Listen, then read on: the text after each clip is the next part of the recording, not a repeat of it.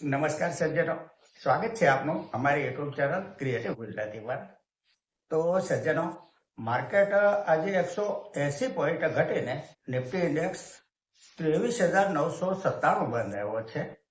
આજે Nifty IT index 0.40% પ્લસમાં રહ્યો છે.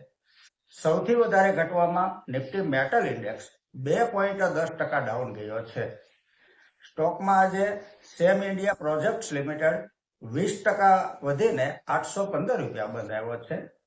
ગોલ્ડ ETF આજે 1.5% ઉપર ગયા છે. સિલ્વર ETF પણ 1.5% જેટલા પ્લસમાં રહ્યા છે. ક્રૂડ ઓઇલ $116 પ્રતિ બેરલ ટ્રેડ કરી રહ્યું છે. સજ્જનો, એ કંપની તથા ફંડામેન્ટલના વિશેલા ઇતિહાસની ચર્ચા માત્ર અભ્યાસના હેતુથી કરીએ છીએ, જેને ખરીદ વેચાણની ભલામણ નહીં સમજવા આપ સૌને એક વિનંતી કરું છું. આજની ચર્ચાની પહેલી કંપની છે સેમ ઇન્ડિયા પ્રોજેક્ટ્સ લિમિટેડ. આ એક ઇન્ફ્રાસ્ટ્રક્ચર કંપની છે જે પરિયોજના માટે ડિઝાઇન, એન્જિનિયરિંગ સેવા, ખરીદ, નિર્માણ વગેરે સેવા પ્રદાન કરે છે. ફંડામેન્ટલ જોઈએ તો જે સેલ્સ માર્ચ 2025 ક્વાર્ટરમાં 2,532 કરોડ હતું, તે વધીને 2,973 કરોડ થયું છે. નેટ પ્રોફિટ 113 કરોડથી વધી 242 કરોડ થયો છે, જે નેટ પ્રોફિટમાં સારો એવો જમ્પ કહી શકાય. Year to year net profit જોઈએ તો 69 કરોડથી 125 કરોડ, ત્યાંથી 274 કરોડ, ત્યાંથી 373 કરોડ થઈ અને 598 કરોડ થયો છે. પ્રોફિટનો ગ્રાફ સતત અપટ્રેન્ડમાં છે. સેલ્સ ગ્રોથ CAGR 3 વર્ષનો 25% છે અને સ્ટોક પ્રાઇસ CAGR 1 વર્ષનો 39% છે, 3 વર્ષનો 76% છે, 5 વર્ષનો 57% છે અને 10 વર્ષનો 19% CAGR છે. બેલેન્સ શીટ જોઈએ તો બોરોવિંગ 905 કરોડ છે. સામે રિઝર્વ કંપની પાસે 2,382 કરોડ છે. માર્કેટ કેપ 13,993 કરોડની છે. સ્ટોક પ્રાઇસ 815 રૂપિયા છે. 52 વીક હાઈ 944 રૂપિયાનો બનેલો છે. પી રેશિયો 23.5 છે. ROCE 33.80% છે. ROE 28% છે. ડિવિડન્ડ yield 0.27% છે. શેર હોલ્ડિંગ પેટર્ન જોઈએ તો પ્રમોટર હોલ્ડિંગ 67.46% છે. FII નું હોલ્ડિંગ 7.31% છે. DII પાસે 1.94% હોલ્ડિંગ છે અને પબ્લિકનું હોલ્ડિંગ 23.28% છે. કંપની પ્રોફિટેબલ છે. આગળની કંપની છે HSCL હિમાદ્રી સ્પેશિયાલિટી કેમિકલ્સ લિમિટેડ, જે ભારતની નેપ્થલિન અને SNF ની સૌથી મોટી ખેલાડી કંપની છે.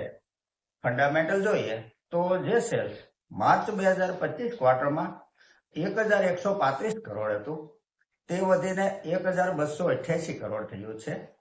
નેટ પ્રોફિટ 155 કરોડથી વધી 208 કરોડ થયો છે. Year to year net profit જોઈએ તો 39 કરોડથી 216 કરોડ, ત્યાંથી 411 કરોડ, ત્યાંથી 555 કરોડ થઈ અને 755 કરોડ થયો છે. પ્રોફિટનો ગ્રાફ સતત અપટ્રેન્ડમાં છે.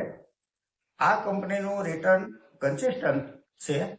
1 વર્ષનો સ્ટોક પ્રાઇસ CAGR 37% છે, 3 વર્ષનો 80% છે, 5 વર્ષનો 68% છે અને 10 વર્ષનો CAGR 42% છે.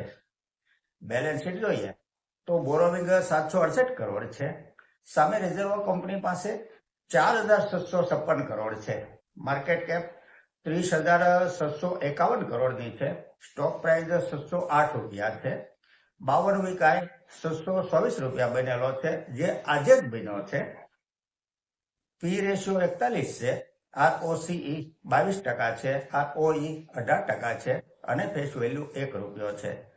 શેર હોલ્ડિંગ પેટર્ન જોઈએ તો પ્રમોટર હોલ્ડિંગ 52.49% છે. FII નું હોલ્ડિંગ 5.98% છે. DII પાસે 3.22% હોલ્ડિંગ છે અને પબ્લિક પાસે 38.32% હોલ્ડિંગ છે. આ એક પ્રોફિટેબલ કંપની છે. આગળ એક સજ્જન AHCL એનલોન હેલ્થકેર લિમિટેડ વિશે માહિતી આપવા કહે છે. આ એક ફાર્માસ્યુટિકલ કંપની છે. જેનો આઈપીઓ સપ્ટેમ્બર 2025માં આવ્યો હતો. ફંડામેન્ટલ જોઈએ તો જે સેલ ડિસેમ્બર 2024 ક્વાર્ટરમાં 9.36 કરોડ હતું તે ત્યાંથી વધી 35.58 કરોડ થયું છે. જો કે સપ્ટેમ્બર 2025 ક્વાર્ટરમાં નેટ સેલ્સ 52.20 કરોડ હતું ત્યાંથી સેલિંગ ઘટ્યું છે. નેટ પ્રોફિટ -2.5 કરોડથી વધી 5.15 કરોડ થયો છે, જે સપ્ટેમ્બર 25 ક્વાર્ટરમાં 9.32 કરોડ હતો. માટે યર ટુ યર પ્રોફિટમાં વધારો છે. ગત ક્વાર્ટરથી પ્રોફિટમાં ઘટાડો છે. માર્ચ 2026 ક્વાર્ટરનું રિઝલ્ટ હજુ આવ્યું નથી, આવવાનું બાકી છે. છેલ્લા 3 વર્ષનો કમ્પાઉન્ડિંગ પ્રોફિટ ગ્રોથ 473% છે. ટીટીએમ 112% છે. સેલ્સ ગ્રોથ CAGR 3 વર્ષનો 28% છે અને ટીટીએમ 81% છે. ટૂંકમાં કંપની પ્રોફિટેબલ છે. જો આપના પોર્ટફોલિયોમાં હોય તો હોલ્ડ કરાય, વેચી નાખવા જેવી કંપની નથી. આગળ એક સજ્જન NMDC ની રિઝલ્ટની ડેટ પૂછે છે. રિઝલ્ટ ડેટ હજુ અપડેટ થઈ નથી. કંપની પ્રોફિટેબલ છે, ડિવિડન્ડ પણ સારું આપે છે, માટે હોલ્ડ કરવું કરાય, ધીરજ રાખવી. આગળ એક સજ્જન ACME સોલાર હોલ્ડિંગ્સ વિશે માહિતી આપવા કહે છે. 1.5 વર્ષમાં આ કંપનીએ લિસ્ટિંગ પછી 32% રિટર્ન આપ્યું છે, જે ઓછું તો નથી કહેવાય. કંપની પ્રોફિટેબલ છે. આવતી તારીખ 7 મે રિઝલ્ટની ડેટ છે. રિઝલ્ટ આવવાનું છે. ફંડામેન્ટલ સારું છે કંપનીનું, માટે હોલ્ડ કરાય. તો સજ્જનો, આ સાથે આજની આ ચર્ચા અહીં પૂરી કરીએ છીએ. જો આપને આજની આ ચર્ચા પસંદ આવી હોય તો લાઈક કરજો, શેર કરજો, મારી ચેનલને સબસ્ક્રાઈબ કરજો. નમસ્કાર.